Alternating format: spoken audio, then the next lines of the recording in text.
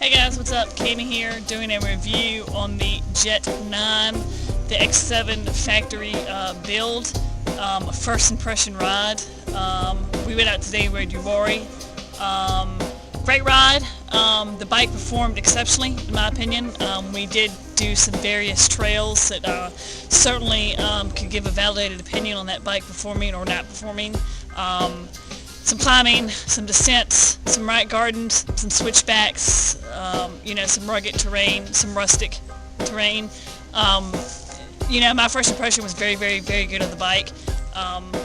Coming off a hardtail on a single speed, I do tend to ride some of the bikes as I would that bike until I adjust to it.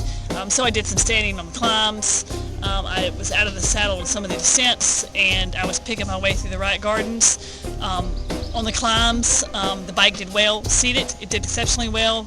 Standing, when some bikes will over-accentuate the bob or the suspension, this bike stabilized and did very, very well.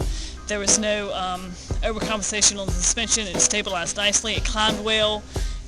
It didn't suck any energy out of me. I was very impressed with that.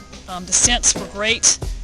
Very happy with those. It's you point it down. The suspension was active when it needed to be. It would make up for some boo-boos I would make occasionally on a sketchy section, some drops, some rocks. It handled the trail exceptionally well. I was very, very happy. Switchbacks, it did quite well in some of those tight switchbacks. I was very impressed with that.